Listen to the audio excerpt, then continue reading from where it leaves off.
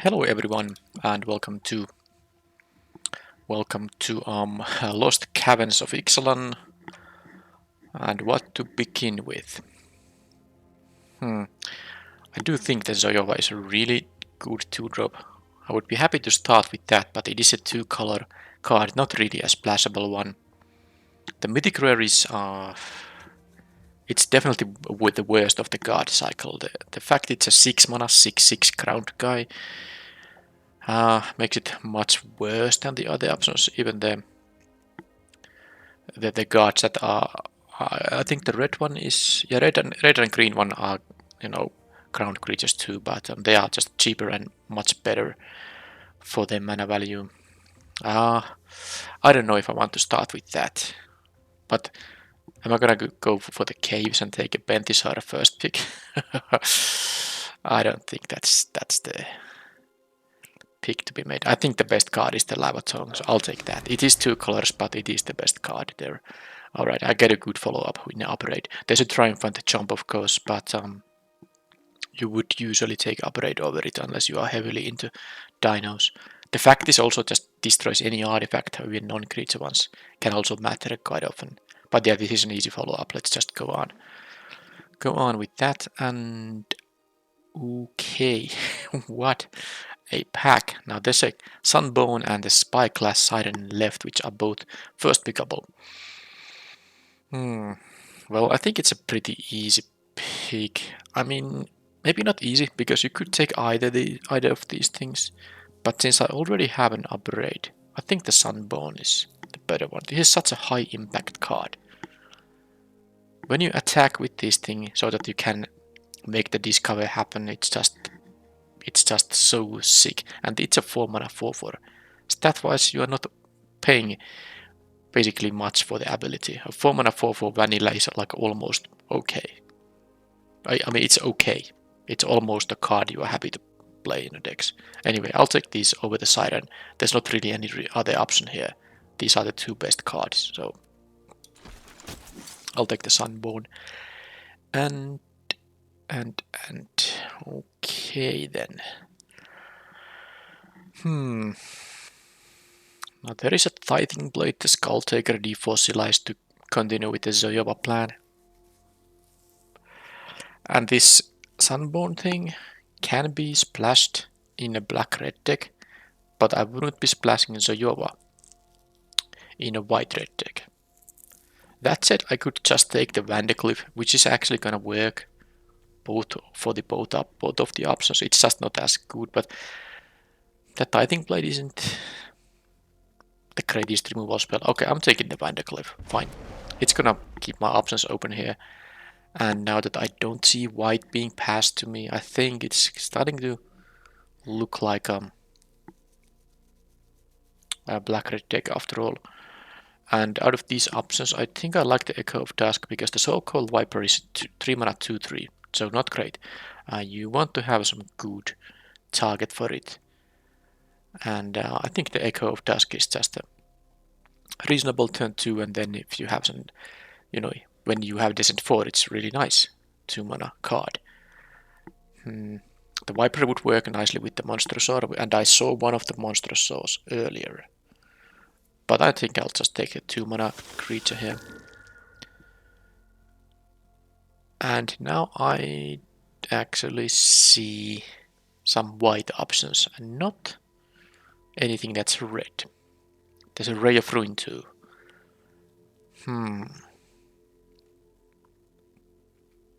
Well, there's also a Hoverstone Pilgrim, which is okay, not amazing. Gem Guard, I like most of these white cards. I could take the Ray of Ruin, keep the black and red option. Yeah, I think both of these are 5 mana cards. I like the Ray of Ruin after all, slightly more. Alright, another good, another decision that's not so simple. There is a reason to take the Aspirant if I still am gonna look to go white-red. Totally reasonable 2-drop. But there is also the Skull Taker in here, which I think I'm gonna take. It seems like a white might still not be that open. I'll take the Skull Taker. Let's try the red black thing, and then immediately I get the Sunscribe here. There's Akawali, the best card by far in this pack. Well, I don't know. I guess I'll take the Sunscribe. You know, let's keep the options open, shall we? And here the Inquisitor is just I don't mind it in white black because it has kind of the theme to sack some stuff for value, but I don't like it otherwise. I'll take the Landmark. Now this can be like anything. I'll take the Hidden Necropolis here though. Yeah, if I play black it will be the best card out of these options, and Fanatical Offering, sure. Another Goblin, I don't mind having it. And I'll just which is the more likely card to be played? I guess I can be somehow green. I like the Lantern more than the Self-Reflection, so let's take that. In case I end up green. Black, for instance, for some reason. If I open like the Green Guard, yeah, that would be a strong reason to move to green. I guess I'll take the Green Guard just in case. And I got a Roaming Throne, which is really good. The Fort 2 makes it harder for the opponent to deal with it effectively, and then sometimes you get the triggers copied, and that's nice. But it's not automatically the best choice here because there's a Deep Cavern Bat, there's an Upgrade. Well, I mean it's gonna be either of those two or the Throne.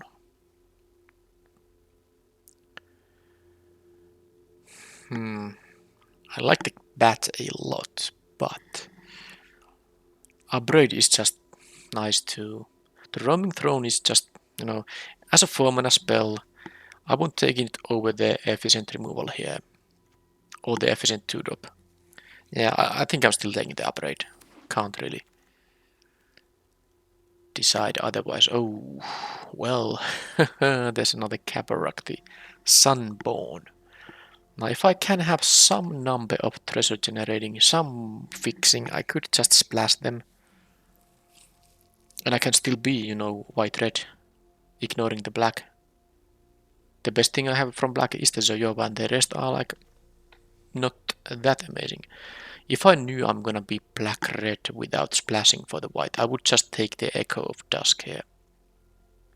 But here I'm gonna take the best card in the pack. There's a Promising Vein which allows me to do the splashing. There's also Deadweight. How does this look like? It doesn't look like I'm gonna be white-red because I don't get any white past here. But if I'm playing the Sunbones, I should take the Promising Vein, even though I wouldn't mind having the Militia, Necromage, Deadweight. I think the Deadweight would be the pick if the Promising Vein wasn't here. Well, the Promising Vein also triggers Descent for these things, so I'm gonna take that because I want to splash now that I have 2 of these Sunbones. I like it more than the Compass Gnome for that purpose. Yeah, otherwise the pick is Deadweight because I'm gonna play the Sunbones, and I'm also quite certain I won't be playing white as my main color, so I'm going to cut those for now and decide between these things. There is a Compass Gnome, Freebooter, Snail, sideboard card in the Eclipse. Also the Presidio, but I don't think I'm not gonna play that. Alright, let's make the mana better for the Sunbone, so I'll take the Gnome here. And Captivating Cave. Okay, Stinging. Alright, I won't take the land here now. This would still make the Sunbones into 5 mana plays if you have to get the white mana through this land, because you have to pay extra when you add other colors or any color. And it would be okay. But here the Cave Crawler is just such a nice card. I know the Mine card could work also, making treasures for the Sunbone, but I think the Cave Crawler is just a better card, so I'm gonna take that now. Another Zoyova, I think that's an easy pick over the other options which are not as good, so let's do that. Hidden Volcano, Tithing Blade, another Skull Taker. Well, I definitely have options here. I think the Tithing Blade might be good here. I wouldn't mind the Hidden Volcano either, but yeah, I guess I have enough in removal here. I'm gonna take the, straight upgrade for the deck. Idol of the Deep King. How many artifacts? Only 2. It won't be easy to craft this thing. Yet. There's only, there's another entire pack left in the draft, of course, but I'm thinking about the Captivating Cave. Yeah, I'm gonna actually take that. Make sure I have the mana for the Sunbones. Sunfire Torch or Skull Taker. I have a lot of these Skull Takers passed to me. How many creatures? 10. I guess I can take the Torch now. I have a couple of upgrades, but I have 2 Skull Takers and the Crawler as a 3-drop. I might get more of these based on what I've been passed, so I'm gonna take the Torch now. Echo of Dusk. This is not so reliable way to get the splash, so I'm not gonna consider that. I'm taking the Echo of Dusk now, and well, I'm splashing for white, but I don't think the Whirlpool is still going to be my pick. Is it gonna be the Grasping Shadows or the Child of the Volcano?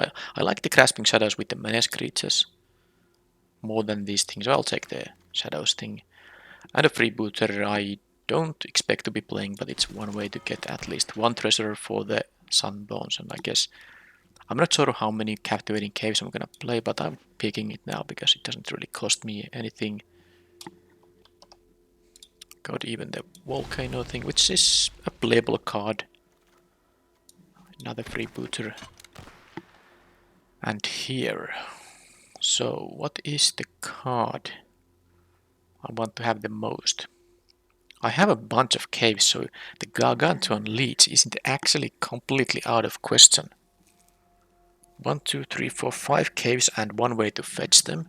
So I could expect to get easily 1, often 2 in a game. And I might pick up more caves. The other options are Sunshot Militia, the Ceratops. I have early drops, I don't need the Militia here. Okay, I'm actually taking the Leech and trying to pick more caves. A massive lifelinker, if you can cast this at 5 mana, that would be great. Well, there is a cave, but there's also Visage of Dread and another Zoyova. Well, I'm taking the Zoyova. There's just no way I'm gonna choose otherwise. Join the Dead. Yeah, some caves, but they are not so good. There's also treasure generating card for the Sunbones, but I think that Join the Dead has to be the easy pick. The rare is nice, and I'm already splashing for white, but I think it's not that nice. I'm gonna take the removal. Echo of Dusk. Well, I think it's gonna be one of these 2, and I'm gonna cut the Freebooters. I'm not gonna play them. I guess I could take a 3-drop over a 2-drop here. I'm not totally convinced. Well, I have the Grasping Shadows. If I'm gonna play that, I'm gonna take the Skull Taker, fine. And here. Deathcap Marionette is very, I would say, easy pick. I wouldn't mind another chance. And it's like okay, but the Marionette now triggers all the Skull Takers and the Zoyovas. And helps the Echo of Dusks to become 3/3 lifelinkers and this thing. Yeah, I have actually many reasons to self-mill, so I can take this thing. Soul Coil Viper. Okay, there's a hidden Necropolis though. Yeah, there's not much to get well with these things. I'm gonna take the cave and maybe I'll play all these caves and play the leech as well. The snail is good, but not so synergistic with the stuff I have. Scallywag. Echo of Dusk, Sunfire Torch, Rock Slide. This is plenty of options, but I think based on what my deck is kind of trying to do. Oh, by the way, even the Sunbird standard. Oh, I was really just taking this, but then I saw this, and this actually is one reliable way to get the white mana. I'm gonna do that. I can play the Sunbird standard in this deck. Yeah.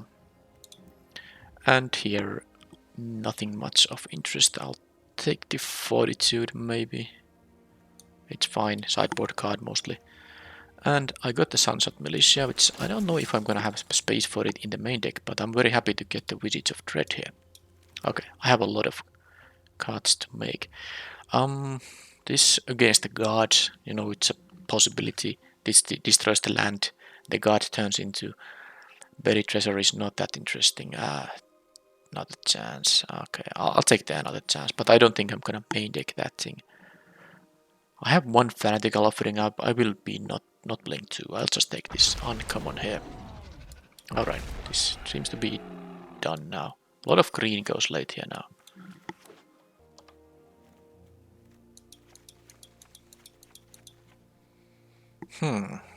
Okay, that's 26 cards. Yeah, there's this, these. They'll be in the sideboard. 17 creatures, 9 non-creatures. This will be a 16 land deck, because the standard and the gnome will help me with the mana. And I will have enough ways to get the white. The caves, the Vayne, the standard, and the gnome all can give me a way to make white mana. So the cuts should be like maybe the fanatical offering from the main deck. I could see it not being that important. And I'm playing the leads with the amount of caves I have. This should be like a 6-drop fairly often, and sometimes even better than that. Yeah, I can cut it in some matchups where the opponent has like easy ways to deal with it. So it's not worth trying to, make it happen. But I can see cutting the offering from the main deck. How about the creature curve? Well, there's the Wizards of Dread. So what? 3, 4, 5. That's 9 2-drop creatures. Well, I don't need all of them. I think the Sunset Militia is the card I need the least in this deck.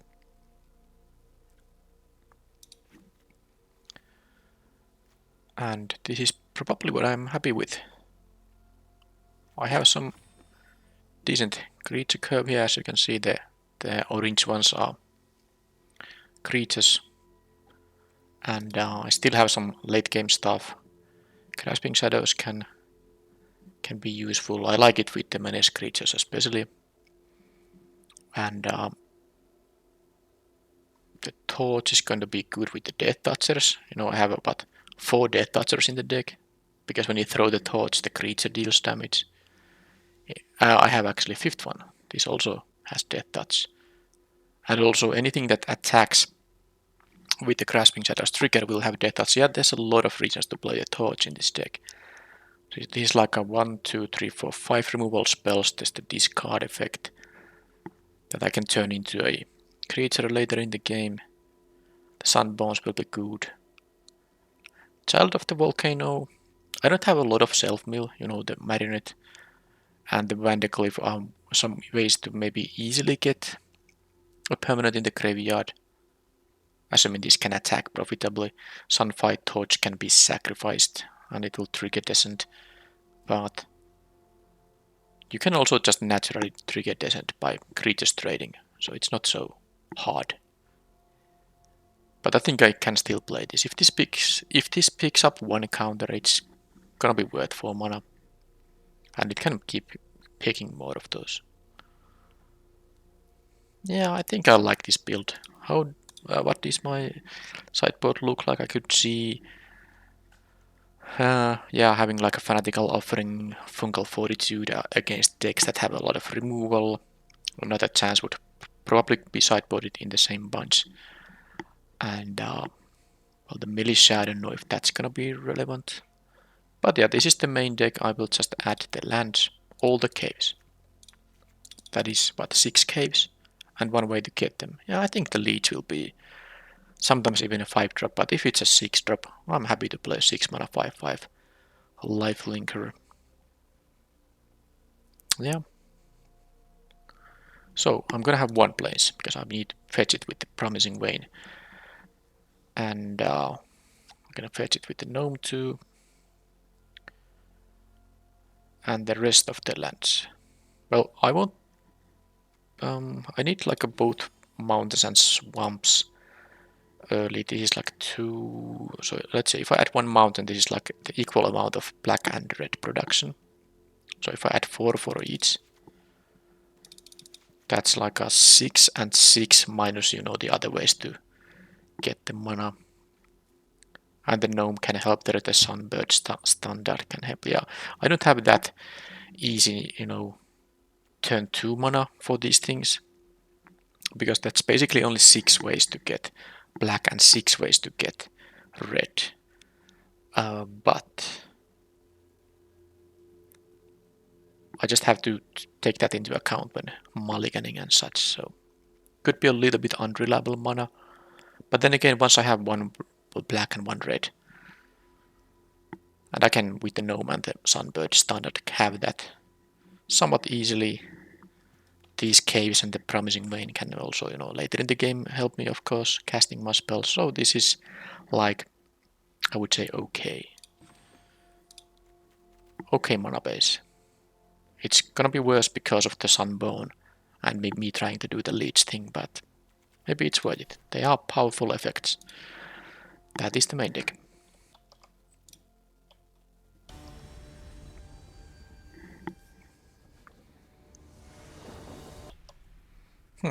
Well, that's just great. All the colors, even the white is here. I have early gameplays. The opponent mulliganed also. They have a Watch Wolf here. That was a great card when it was released in the original Ravnica. 2 mana 3/3. How sick can that be? Okay, Glimpse the Core, accelerating on turn 2, but they mulligan, so they have less, you know,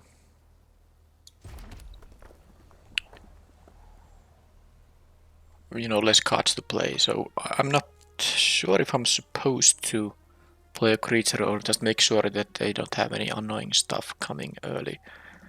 I guess my game plan is to just do this now while they have stuff to discard, ideally. I mean, they could have 4 lands. So Dino, okay, the Capybara upgrade, yeah, it's fine. Dino, Tomaton, I can kill either of these with the upgrade, but I mean, doesn't really matter. Let's get rid of this Dino. So they can now double spell with the Capybara and the upgrade, but does that mean I'm not playing the Skull Taker? Okay, well they got that. I don't think they want to get a land there. Now, whatever I play will die. So I think what I'm going to get here is, I think I'm gonna play the Compass now because that's the card I least care about dying. And I can play the Torch too. I could just play the Skull Taker, but it's gonna die. Maybe the Gnome can trade with the Gnome here, that would be fine. Okay. The only question is, do I want to get like a cave of some kind? I don't mind actually having a cave there. I'm not gonna get the plains because I have the captivating cave, but I'm going to get a hidden volcano here, which I'm gonna draw on the next turn. It might seem a little bit awkward, but I need the 5th land to actually play the 4-drop white things. Okay, are they gonna go for aggression? No, they'd rather save the upgrade for something. I mean, if I trade with the gnome, this will be just a 1/2, but I don't think it matters. too much. Okay, let's trade with the normal.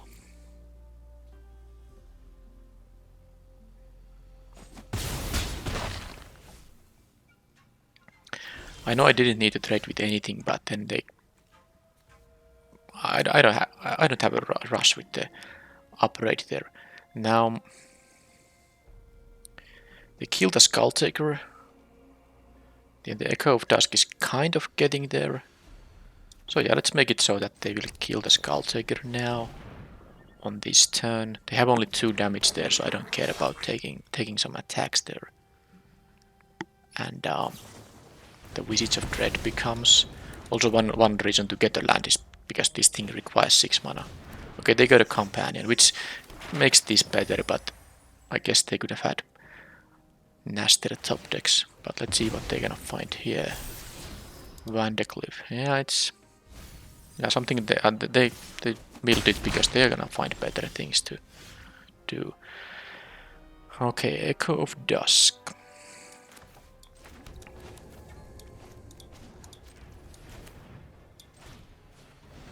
I think I'm gonna just use the upgrade on the...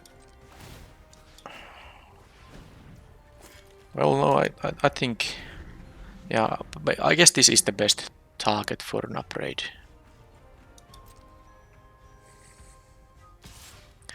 Or maybe I just should, you know...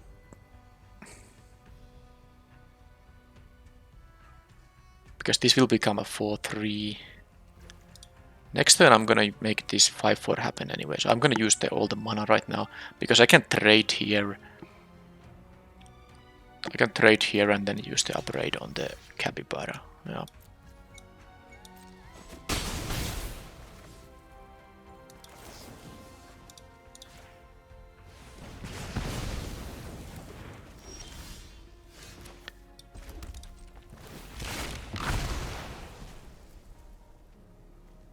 Don't have anything to bring back. Anything I can use to bring back stuff? I don't think so. But I guess if I do, the Echo of Dusk is the best one. But this is a May mill thing, but I have still cards that care about. Yeah, I'm gonna mill. Okay, well there was one good one, but also one land which I don't need, so it was fine. They have a Rampage and Ceratops, which I can't block that easily. So... I mean, with the swamp I can actually crack... I need to kill this thing for sure. Yeah. Because I'm gonna have to kill the 2-1 here. Let's hope to get... Oh. Well, that was amazing. Just a kill spell on the evasive thing. And here I can... Mill or not? At this point I can decline. I get rid of this 2-1. Yeah, this is quite good. I won't be cracking this because I actually, lost my 1 plane, so I need to be able to, of course, cast my white things if I ever get them. I wonder if I'm...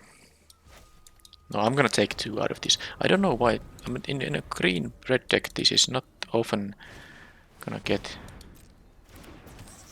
the boosts. Just kill this thing. This is of course a 2-turn clock as well, so... But yeah, this is gonna be a 2-3 for 3 quite often in a deck with those colors. So I'm gonna get a Goblin here, more menace threats, do this, no reason to mill because the descent has already been triggered thanks to the land going to the graveyard. And they will not get +7 damage here. Not with 1 card and 5 mana. Okay, well, red-green. My upgrades have some great targets. The Ceratops is annoying, but also a 5-drop. I didn't need my Sunbones. The Sunfight Torch will be good because of all my Death Touchers. So do I care about stuff like Fungal Fortitude? I could see that maybe doing something, but... Not sure. Is there something bad in here?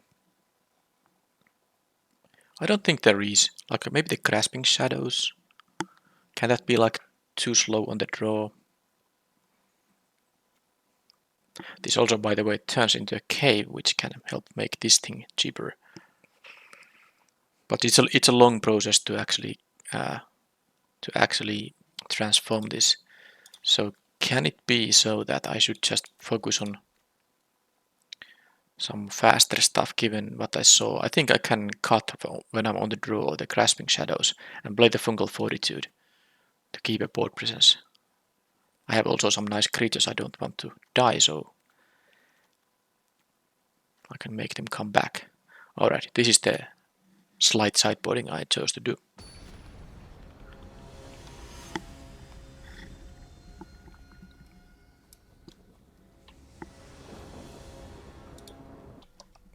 And I have this hand, which is with the volatile Vandercliff. I think it's playable. If I draw any land, I can play the Zoyova thanks to this adding black with with the help of other lands. This is now a 7-drop. Hopefully, it will be cheaper after a number of turns have passed. Also, I have one of the Sunbones which I can cast, but with just the cave, it's gonna be a turn 5 play. Okay, I don't mind having this, because as long as I got any land, that allows me to play the Lava Tongue.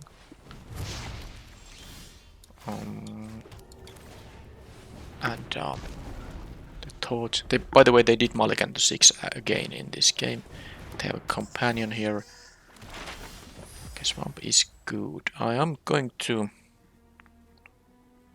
I don't actually want to discard anything, but I do want to... I mean, I still will.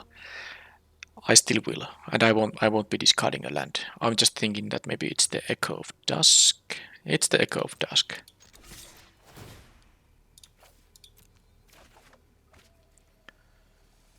And now let's see what they do. Doesn't matter if they trade or not, Zoyova will be triggering regardless, so they take 3 extra damage. They will get to kill the Zoyova though, but... Is that a reason to play the Cave Crawler right away? Well, especially if they do block here, I'm gonna play Zoyova, because then they need a hasty creature to use this. Okay, now that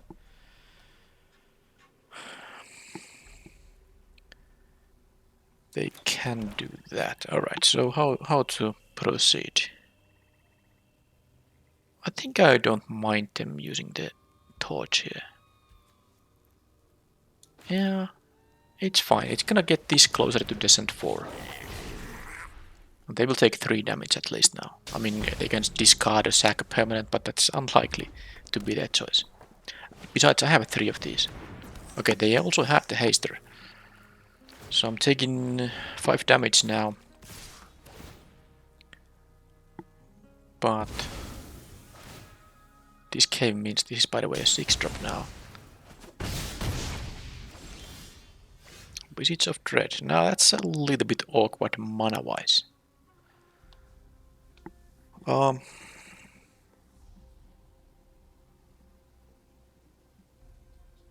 will use the Vandercliff to have a blocker on their stuff. And if I want to... Yeah, I think it's worth it just to play the Visage right now. See what they have. Maybe even hit something. Okay, upgrade. That was the worst possible thing that could be. Well, I'll force them to use the upgrade here. Because the option was to just attack and discard the Visage in case they don't have anything. But they had 2 cards. So there was a possibility for them to actually have a... an Axel. Okay, this is fine. Thing that they would be discarding. Alright, well now I'm going to play the Sunbone and let's see, the upgrade won't deal with it. And I can use the Visage of Dread and the Stinging Cave Crawler for the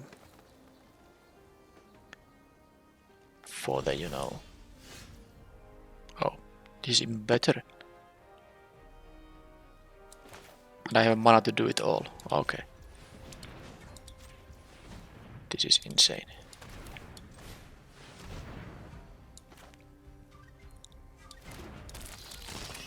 Because now I can do it even so that I can kill the companion. They can use upgrade in response to kill the cave crawler. That would actually mean...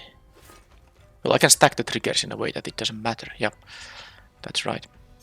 Okay, understandably they concede here. Because that's how good the Kabarokti thing is. Discover 3, it's gonna always be a spell. Doesn't matter if it's a cheap spell, it's gonna matter. And so the game plan here was to attack with both, and both of these triggers go to stack. I stack so that I first put the tapping effect. So I need 2 other things to tap. And of course I would have at that point the Sunfire Torch, the Crawler and the Visage here. So they can use upgrade to get rid of one of them. I mean the Crawler or maybe the Visage. But I would still be able to tap the Torch and whichever is remaining. And then after that the 2 damage thing resolves and I can kill the companion. In case, because they might not use the upgrade, they might want to block the Sunbone and then finish it off with the upgrade, but my Sunfire Torch made that a play impossible.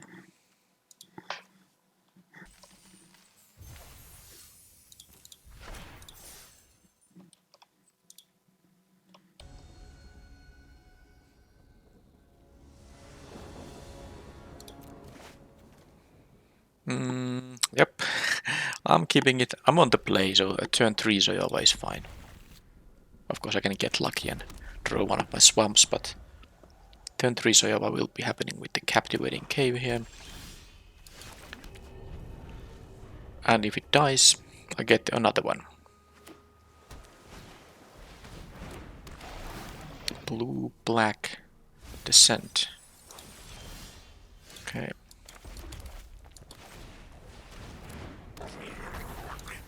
Well, I don't mind them milling these 2 things, unless they need it specifically to draw lands.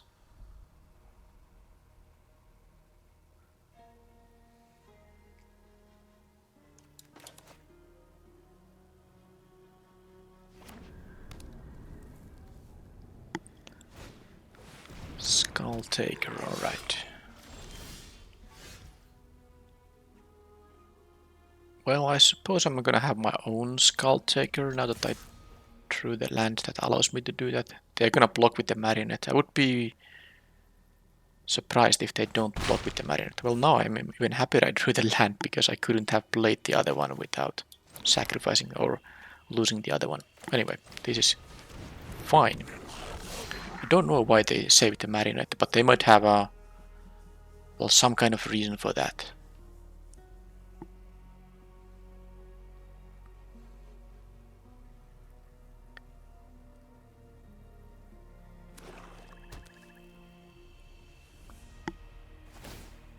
That's gonna trigger the Skull Taker's Descent. They have 2 mana left over. I guess it's possible they have the -2/-0 guy. And that's why they wanted to save the Marionette. Well,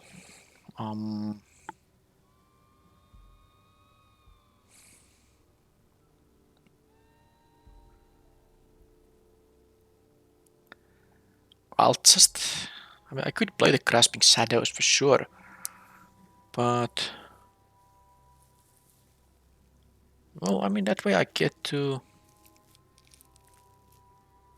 No, I can still play a mana efficient turn by playing the Skull Taker and the Torch. There's no reason to play the Torch pre-combat. I can offer the trades here. It's fine.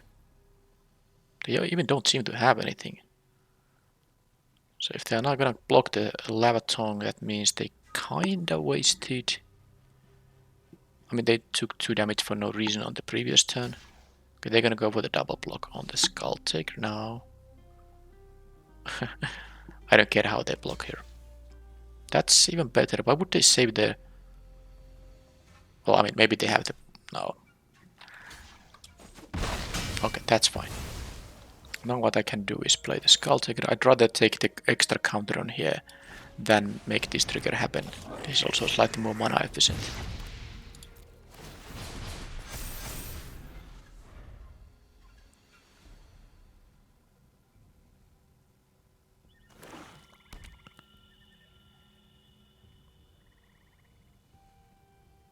Oh, red mana. Plundering pirate. Well, that's a good target for the torch. And that torch will make these things grow even more when I sack it. But let's see what they... Okay, code this cap. No, they have a fourth color. Wow. Well, they can pick Stalactite Stalker. Is that the best one they wanted to have? I think. Oh, I don't know. That's what they did. And yeah, they indeed have 4 colors at least. More Zoyovas. So, well, I guess I can start a race in here.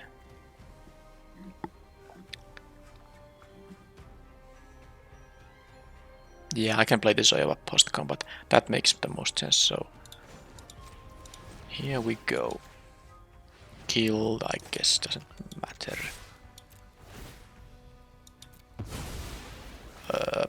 Pirate, if they have a way to bring this back actually. They don't have green mana, so yeah, let's kill the scavenger for reasons. And now they will... It's not easy for them to take 3 damage here, because these have 4/4 menace guys and they go to 7 if they take the damage, so they are gonna discard an island. I guess it was a card they could easily discard. And now if they attack with the pirate, I can just block with the Zoyova here. No reason to take 6 here because I have another one of those. I drew all 3 of them.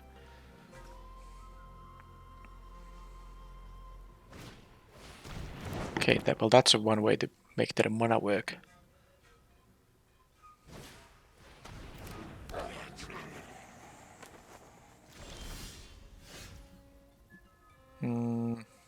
So any kind of... Okay, well they have a good double block on a Skull Taker here. If they use this and this, they only lose their own Skull Taker, but I suppose then they can't profitably block anything else. But I can't cast both the Lava Tongue and the Echo of Dusk here because of how the mana works. So this could be also a turn where I just play the Grasping Shadows.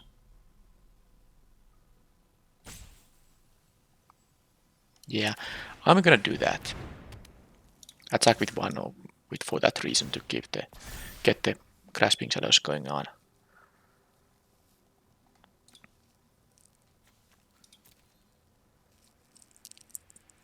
They either take 4 or lose the Stalker and Pirate here, and that would allow me to trigger these more of these decent stuff here.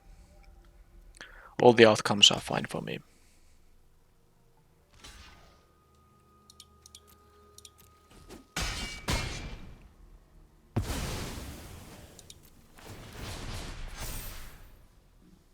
And again, they have to discard, sacrifice, or take 3 damage. They took 3. Okay, so they can make this guy into a 1, 2, 3. They can have 3/3 in there.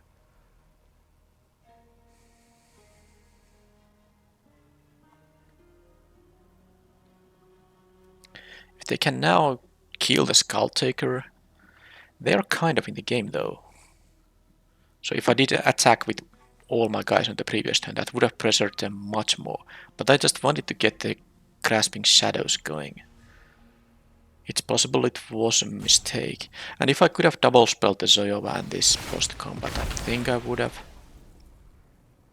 Okay, so now it's gonna be a 3/3 and it taps now for all those 3 colors. And it has... I don't know why they exiled the island, that doesn't matter. Because island has no color. Maybe they thought it has a color. Yeah, they thought it would be a 4/4, but it's of course only a colorless thing as lands are. So...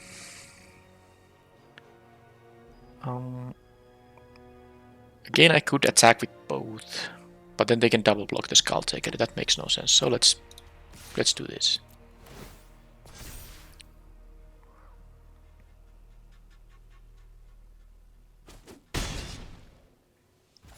No descending this turn, but I can do this.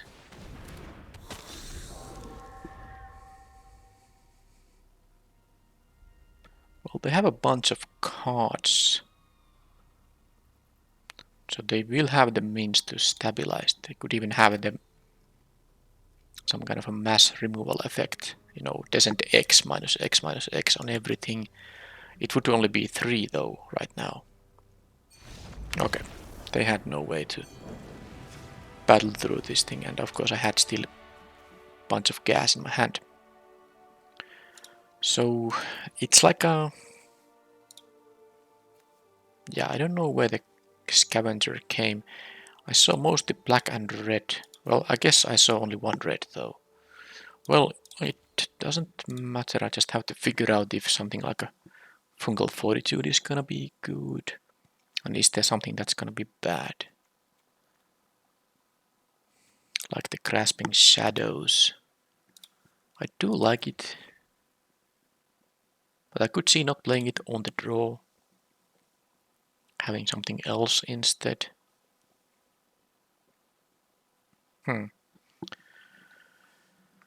Is that how I'm gonna do it?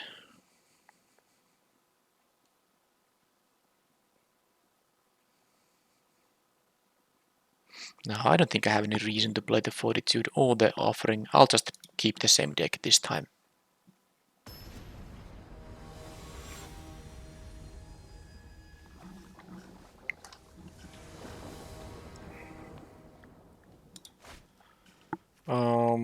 Yes, this is a playable hand. A little... Well, it really depends on what happens now, but I have, of course, many ways to proceed here. I kinda don't want to play the Marionette before I have these things on the battlefield, but so if I don't draw the... Okay, no problem. I drew the red, so I can now go turn to Zoyova, this thing, and so on. Could even be the... I mean, the Child of the Volcano is also a descent trigger thing, so... I can just... What did they mill, by the way? The Micro Tyrant, more green. Alright, well, I lose the Zoyova now, but... This is still fine. This is still fine. I have more colors too. So next turn I will play the Volcano thing, and then the turn after that I can play the Sunbird Standard into Marionette. And triggering both of these descent things.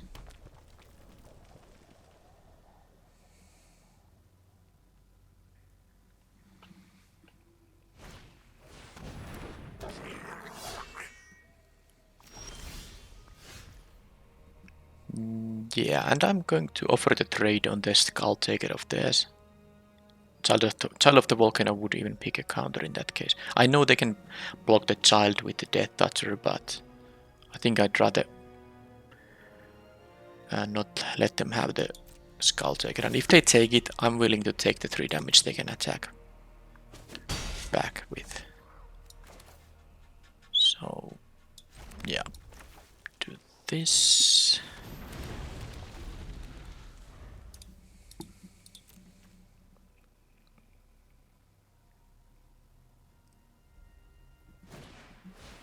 Okay, they have a Sunbird Standard as well.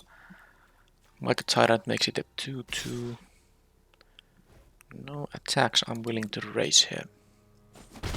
I mean, no blocks. Okay, they still have 2 mana left over. Right. Well, let's see what happens. Needle.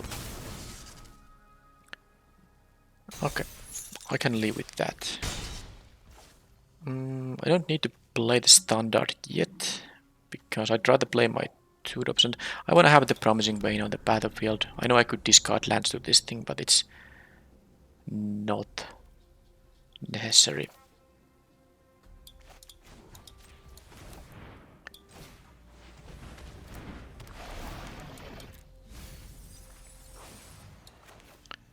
Let's use this and this. And when I crack the Promising Vein, that's also going to trigger my Descent. So here, if they attack with the Skull Taker, I'm gonna double block it. They can't kill more than one of these without the help of other cards. And I have the Ray of Ruin here. Okay, they're gonna trigger some Descent now.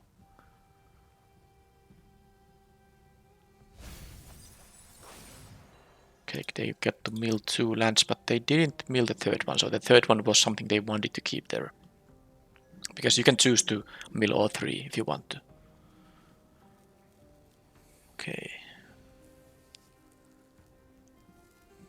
I wonder if I'm just supposed to Ray of Ruin the Skull Taker.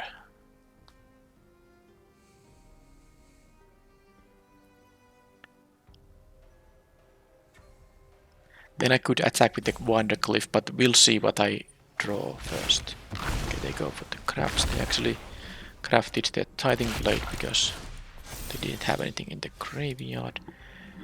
Cave here. Well, I do like it. But I could...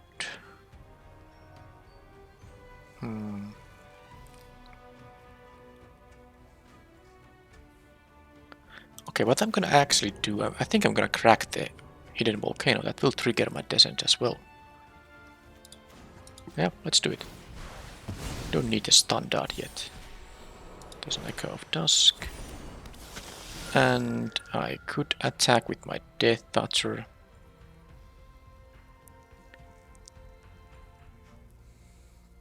But probably is a waste.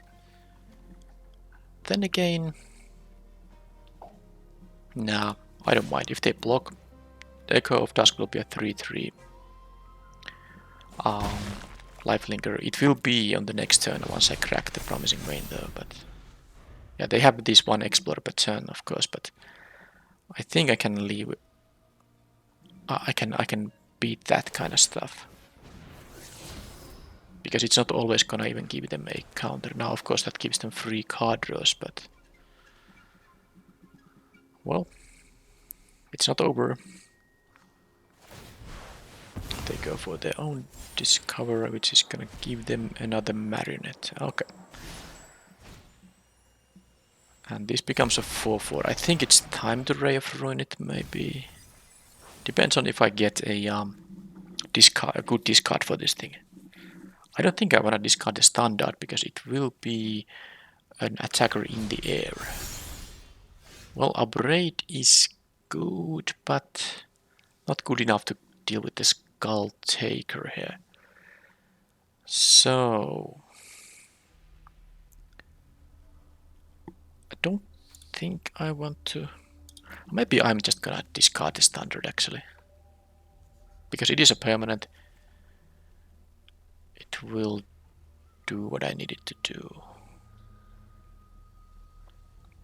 Okay. I'm gonna exile this guy. And Zoyova... I do think it's good enough to have here.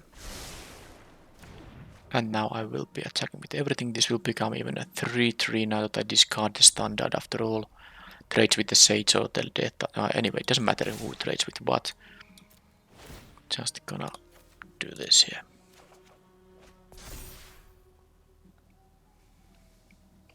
And this will actually untap on the next turn, and it will be a 6/6 Trampler.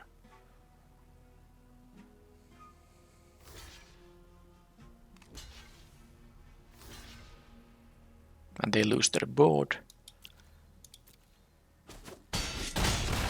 Take some damage there.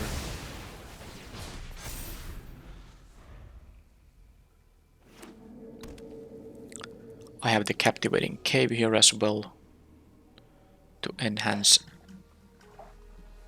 some of my stuff. So they have blue, black and green here. So they can make this into a 3/3, which is fine. I can upgrade it regardless of its size. It will be an artifact.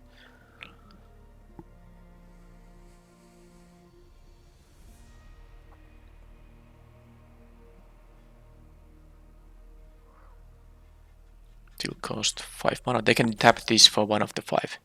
So they will have leftover, well, 1 mana, but then this can tap for all the colors. So, I mean, all the colors and it will add even more than that. You know, it will add 3 different.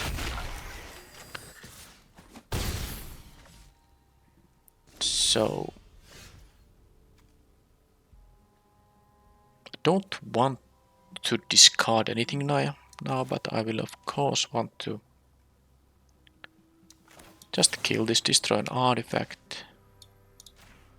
Bye-bye. And then I can play the... I know I could crack the Promising Vein to trigger some descent, but it's not what I want to do here. Am I in a position to play around mass removal? I'm not gonna play around mass removal. This is just gonna make me a better chance to win, because they could easily just get a removal spell on the Child of the Volcano, and I want to have more pressure coming up. If they have that, it's much more likely that they have one removal spell than a mass removal spell that deals with everything here.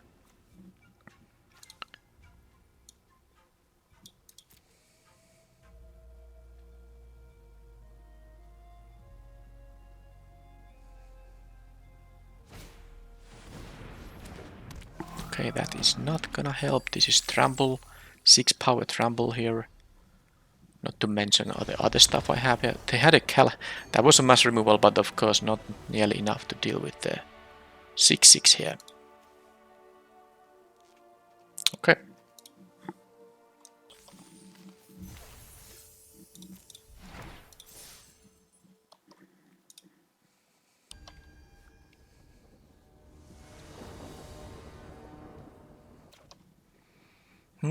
Okay, that's actually a very good hand. Because turn 1 I can play the tapped land and then have a 2, 3, maybe 4 torches. All this is quite nice here. Siren on the play. This can accelerate them into some artifact plays. That also deals with the first Zoyova I have going on, but of course there will be more of them. I take 1. Let's see if they have like a 2-drop artifact post-combat, because that's what they could have with the Siren. Well, they had a 1-drop, and then they can use the mana from the Siren to do the map token thing, so it's actually very good from them. But okay, no counter, so there's only 2 damage in the air. Now. Oh, it's gonna be the Skull Taker. Next turn, I do actually have the mana to do the good stuff. I could play the Torch. Okay, I'll forget about that. I'm not gonna attack with that. So that means I'm gonna play the Child of the Volcano then. That's okay too. Because now I am tempted to block the pirates though. Maybe I have to. Maybe I have to.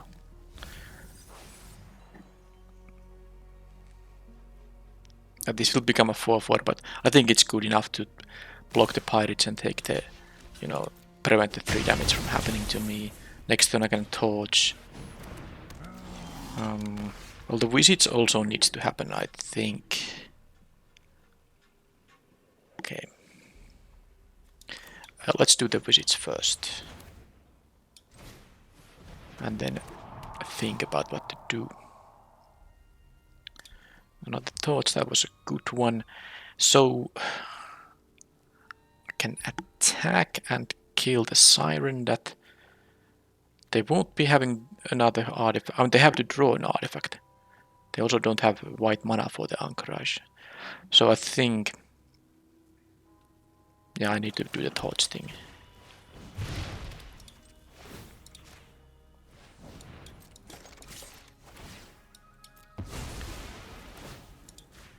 And now I hope they don't get another artifact here. I know they have just a mountain in their hand. And I would take only 3 here. They can do this, which is annoying, of course. Yeah, the Death Toucher isn't even a good blocker on this thing because of its ability. Yeah, that's a shame. They had a little bit too fast of a start. I need to have the Exile effect that costs 5 mana to make this work. So yeah, it's a shame, but I don't think I can. I have a couple of creatures. I can make this into a 5/4 though. I can crack the Hidden Necropolis, but I don't think it's gonna hit with Discover 4. I need a 5 mana spell to exile the Iceberg Titan, although I do have 2 upgrades in the deck. Now I kind of forgot that. Ooh, 2 upgrades. Well, I think I'm still going to start with doing this.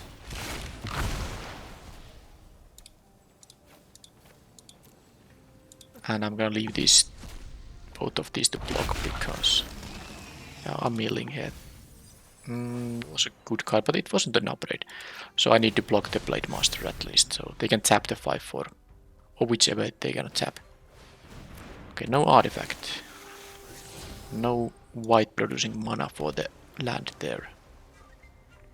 So they can attack for 7 here still, which is annoying, but they can't do that on the next turn anymore. Because I will have the Zoyova as well. But I will go to 5 now. That is of course really horrible. Okay, Marionette is going to be really nice here.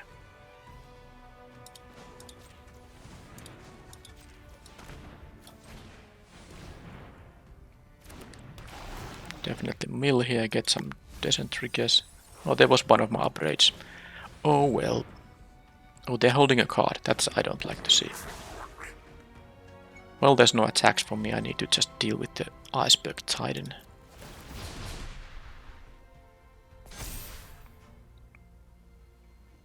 Okay, they had a mountain there.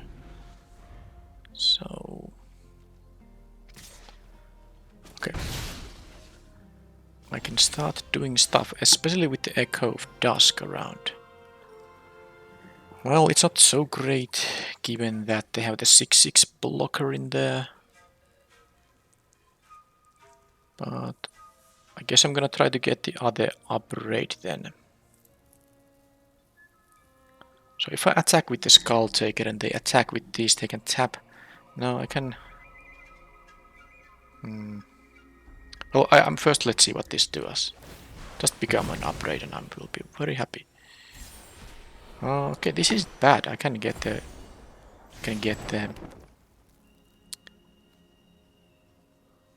you know, I can make it I can make it even a... I don't have a black card on the graveyard though. Well... it's fine. Let's do this and maybe not attack at all. Attack with Zoyova, no. No. I'm just gonna make this happen. Do they take 3 or discard a land? Okay, discard a land. Now I can attack with the 6/6. Ooh, that's gonna fly. Well, I will have a flying blocker here.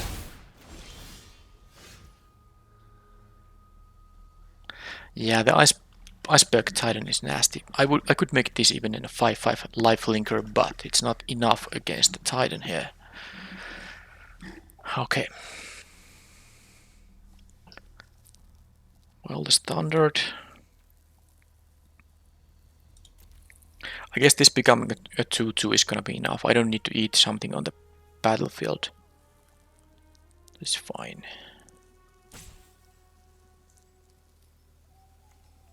Yeah, there's no black permanent black card in the graveyard, so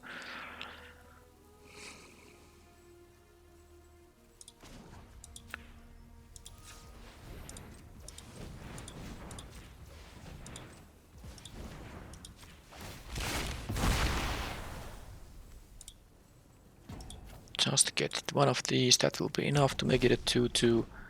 I still have the Echo of Dusk here happening. And now I'm going to attack with this, and it has Vigilance and Haste, so I guess this is fine. And now all I need is that they don't get... when I have to block the Echo, trade with it, go to 2. If they have an interaction on that Sunbird, I will just lose.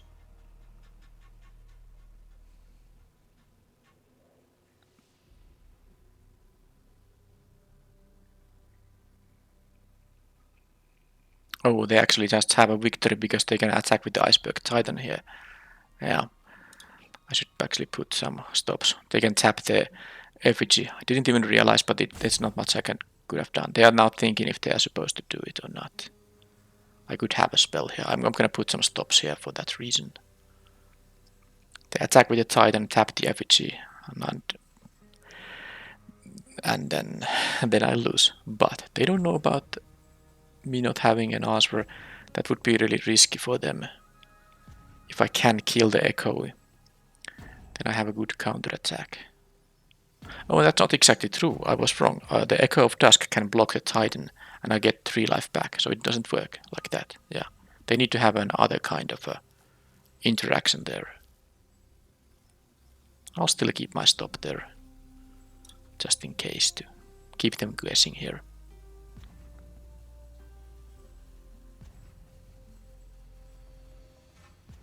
Yeah, if they attack with the Titan, Echo of Dusk gains me 3 life.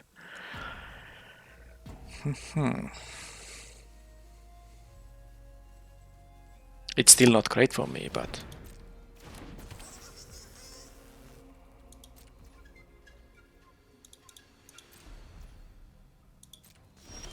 Okay, well, they didn't attack, and I drew the absolute fantastic card to kill the Titan here.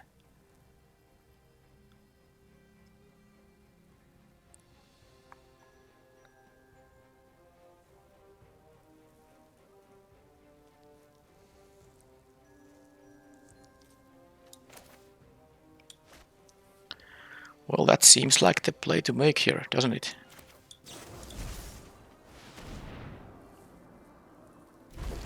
Because I had the Descent 4, so it was -10, -10. Now I can do some attacks, including the lifelinker here. I mean, I should just attack with everything, right? Or maybe not with the Zayama. If I leave these things to block, yeah, I think that makes sense. This makes sense. I'll mill. I'm not gonna die to milling.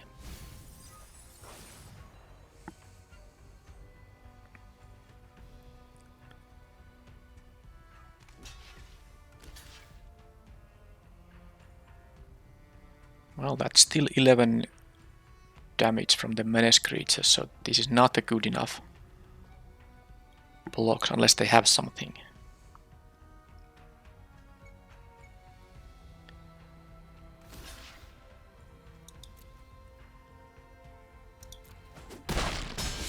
Okay. Now they have barely a board presence here. And I still get... I guess they can sack some lands or discard it, whatever. Maybe they have yet another land in their hand. Yeah, they had. They have been flooding out pretty nastily. But now, of course, this is just a completely lethal attack with the menace creatures. They are top decking an answer to both of these. Not gonna work. And I have the Captivating Cave here also to maybe boost the Marionette. So the combined attack with the Marionette and the Zoyoba was also going to be lethal. Alright, so blue-red splashing for maybe slightly some white. They had a fast start, but I was able to manage. So I don't think in this matchup I'm gonna, especially on the draw, play the Grasping Shadows. I will play the Ray of Ruin because it's important to kill the annoying 6/6, even though I have 2 upgrades for that job.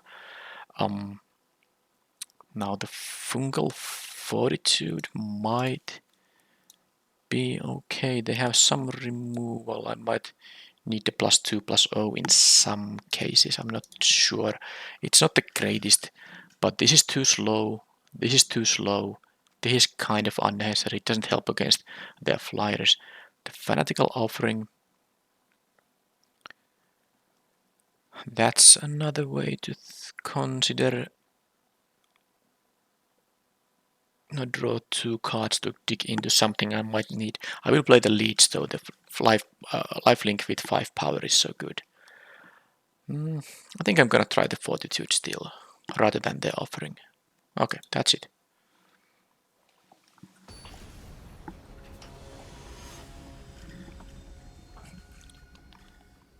I keep sinking to my chair apparently. These are so exciting games.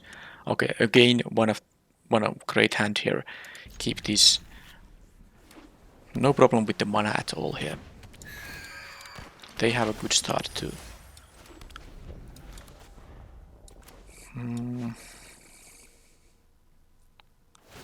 Yeah, I wouldn't want them to get a counter. Okay, they didn't get a counter. Now I'm happy.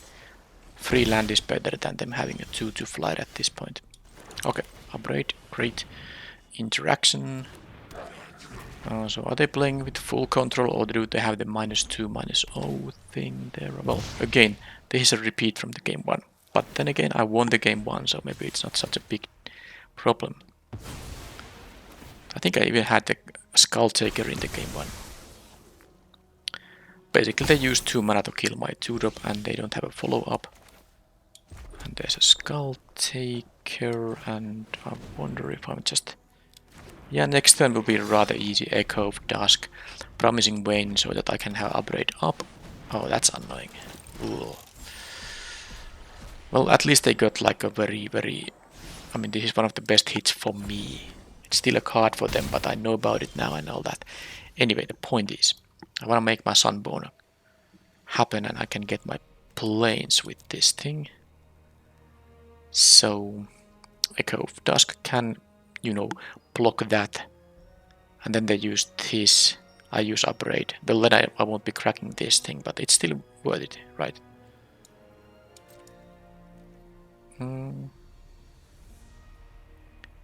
I could leave both of them to block this guy.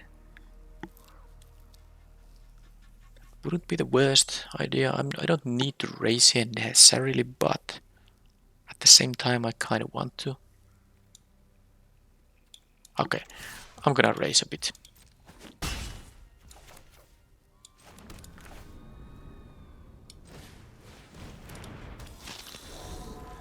Now they might be wondering why didn't I crack the Promising Vein to keep the Skull Taker the, you know, the trigger, but I mean the descent trigger, but it's fine.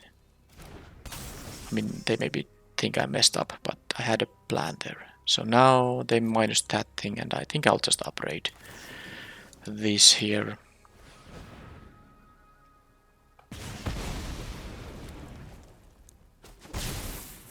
And actually I can play the Sunborn on the next turn, I just didn't realize it. Because I have the Captivating Cave. That's nice. No attacks here, but this is gonna ask them a question. I'm happy if I get one trigger out of this thing. Also a 4/4 blocker is quite nice here.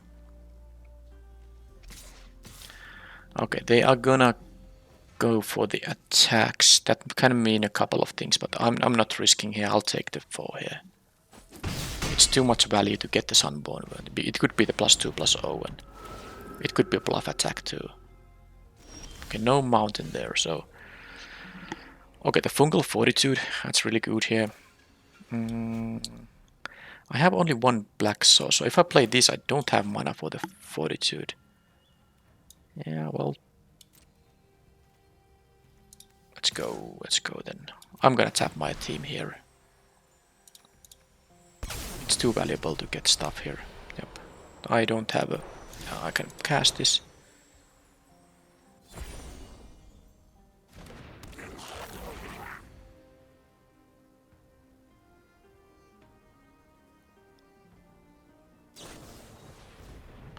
Relics Roar, that was the one they had, which is fine. I can still do this. I think it's worth it. It will enter tapped, but I'm not gonna die immediately.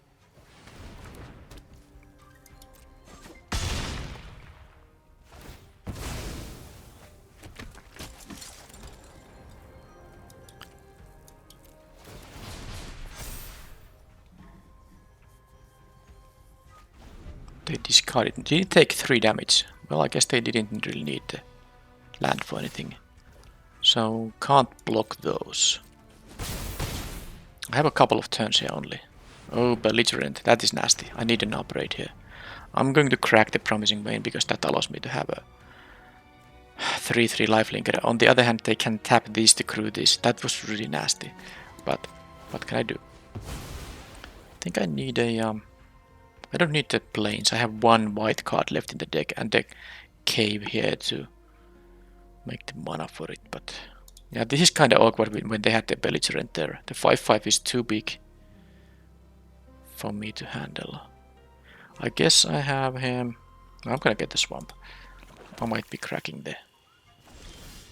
Well, there's the planes anyway. So, yeah, the problem is the belligerent is really tough to beat here. I basically need an upgrade here from the hidden thing. Another option is I can just, give these the counters. It'll be a 5-5 lifelinker. It's not the worst idea actually. Because it will get them doesn't fall thanks to the land going to the graveyard. And now I'm gonna attack with this and probably with the menace creature. These 2/2 will be remaining to block the belligerent. And I have to race with these guys. Yep. Some triggers here.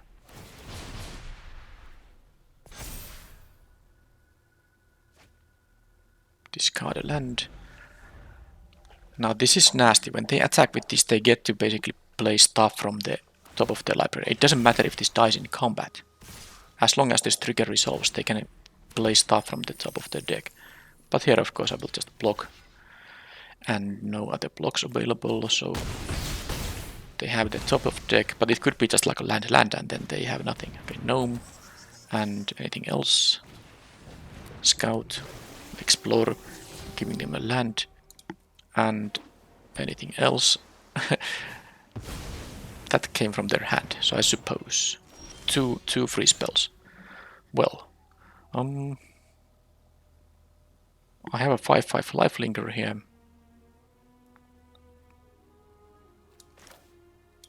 I go to 14. Yeah, I think I'll just... I mean, they have to block something somehow. They do have the minecart though, but it doesn't matter. I'm just gonna... Because if they block... I mean, let's see. If I'm gonna attack with all and tap the Echo of Dusk, #2, and the Cave Crawler, I will get something which might be like a total blank, maybe. Not likely, but in the worst case scenario, it's something I can't even use. I don't know what it could be, but it could. Anyhow, they have to block one of these, because this is 13 damage. They can block with the Scout, and then take the rest of the damage. I go to 14. Then they draw a creature, and they can attack with... they can use it to crew this thing. 9, 12. That's, I think, 13. I would be at 14 myself. And I'm most likely to get something I can use to block with or removal or something. So I think... Because I could choose to not attack with the Skull Taker, but I want to force them to win on the next turn, or I will win on the following turn. Yeah, I could... Okay, I'm gonna attack with this regardless, and then with this regardless. Now the question is, how do I do the rest of the attacks? Because I could leave this Echo of Dusk to block, which is lifelinker also. Tap this Skull Taker and the Crawler here for the effect. I don't have to use the effect at all also, but this is tough. I mean, I think this is what I should do. They might block the Sunbone. I don't like that. Okay, I'm actually gonna go for the risky play here. I'm gonna go for the risky play. I'm gonna force them to have something. Yeah, but this is actually exactly a good case of not drawing anything useful. Because now they have a... If they choose to... Okay, they choose to block with the minecart. That is good for me. Okay, that's actually... Yeah, I mean, they didn't even think that they could actually win with an interaction or some kind of a thing. I think that was a mistake from them. Because now they don't seem to have a lethal attack no matter what they draw. This 8 and I have 14.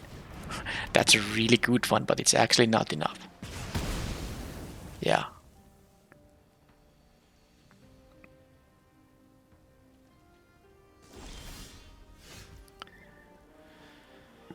So, the torch kills anything with the Cave Crawler.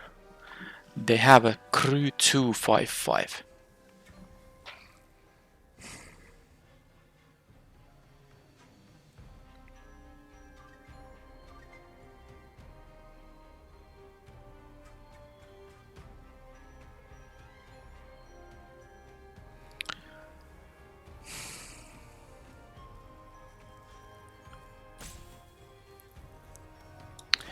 guess I'm gonna start with this. Just get an upgrade on the galleon and that's it. Crack this one here. Well, that's not very useful, is it? Let's see what... I don't have to find anything. My library is shuffled, so it doesn't matter. I can take action and then see if I want to be top decking in the captivating cave or not.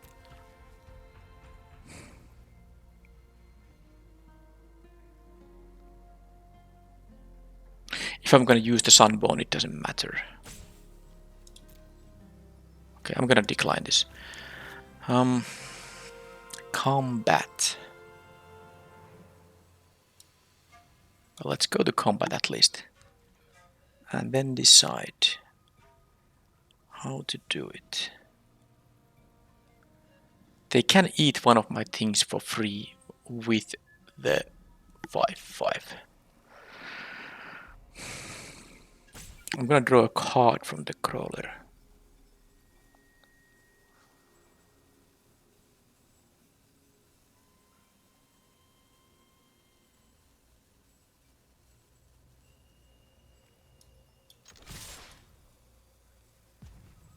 I'm gonna go for this.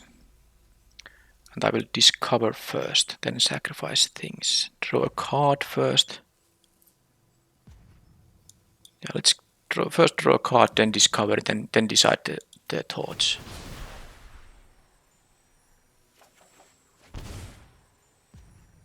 So now I can tap the torch and the gnome before I sack it.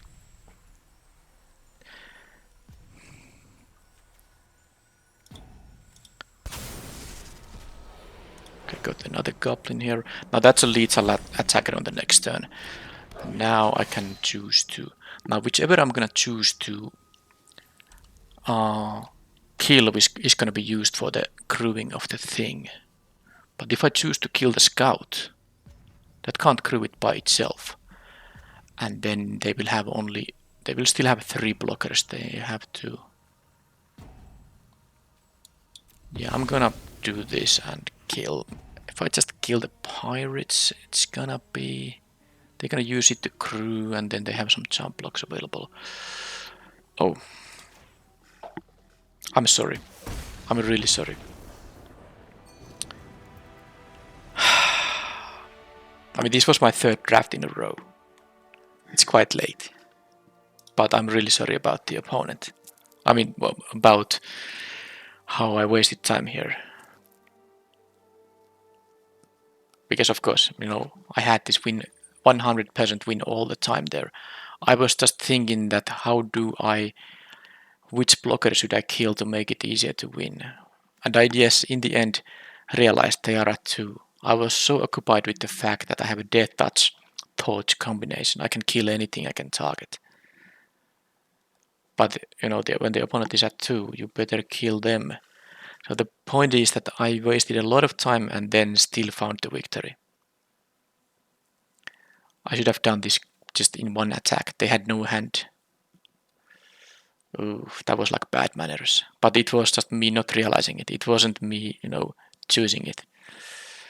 Milking it, how do you say it? I don't like how this game ended because the opponent wasted like... I wasted like, what, 2 or 3 minutes of their time. That's embarrassing. This is any target, yeah. I don't know how I realized it, like in the... Suddenly, and maybe I was even supposed to now target one of the creatures so that they would understand that I missed the win, but... Okay, whatever, that happened.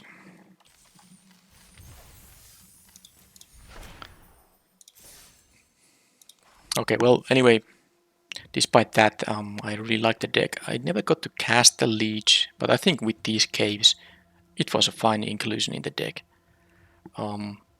Just remember this, it's a shock to the face if you needed to have it. That functionality. Oh boy. I mean, it's something I have used a lot to kill the opponents. It's not like I have never realized it. But now I was just so so worried about the final attack, and now that they drew the 5/5 vehicle, that how do I, sacrifice a creature but still attack, because they had the block on one of my guys, so that they can eat it for free. But oof, I don't know. that was really awkward. I'm sorry. Also to you guys, you were shouting that why don't you just point the torch at their face? Well, I did not realize that. Well, it was a trophy run. I think the deck was good enough for that. It was just a very, very awkward way to finish the video, but there you go.